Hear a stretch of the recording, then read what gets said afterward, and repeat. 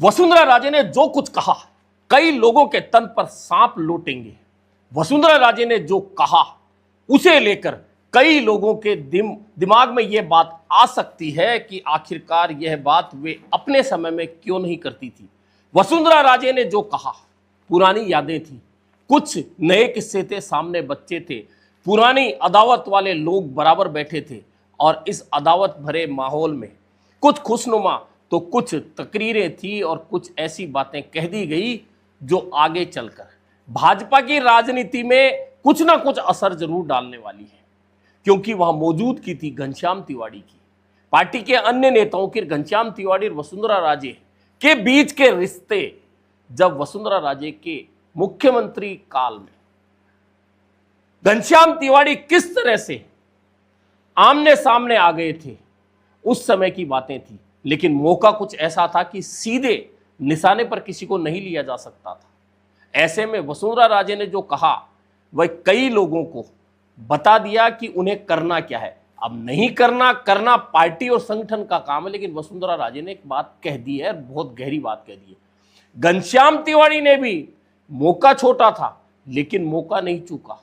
जी हां, बात करेंगे आज इन्हीं बातों पर जो राजनीतिक रूप से बहुत महत्वपूर्ण साबित होने वाली है। मैं हूं जर्नलिस्ट योगेश के शर्मा। वीडियो पसंद आए तो लाइक और सब्सक्राइब जरूर करें। तो वसुंधरा राजे ने जो कहा, और मौका क्या था, मौका आज भाजपा 47 साल की हो गई है। भाजपा के स्थापना दिवस का मामला है। अब भाजपा के स्थापना दिवस का मामला है तो इसमें टीकाराम जूली का क्या काम है। लेकिन नेता प्रतिपक्ष के तौर पर टीकाराम जूली क्यों चूकते, उन्होंने भी निशाना साध दिया और महत्वपूर्ण बात कह दी, इस पर भी बात करेंगे। लेकिन सबसे पहले पूर्व मुख्यमंत्री वसुंधरा राजे के बारे में। वसुंधरा राजे मौजूद थी भाजपा कार्यालय में। मौका था भाजपा के स्थापना दिवस का, मौका आया बोलने का, तो नसीहतें दे दी पार्टी को। और नसीहतें ऐसी कि पार्टी अगर उन पर अमल करती है तो पार्टी का कार्यकर्ता खुश हो सकता है, पार्टी का नेता खुश हो सकता है। लेकिन वे नेता क्या करेंगे जो कुछ पदों की आस में अपने घर को छोड़कर, यानी कि अपने दलों को छोड़कर भाजपा में आए।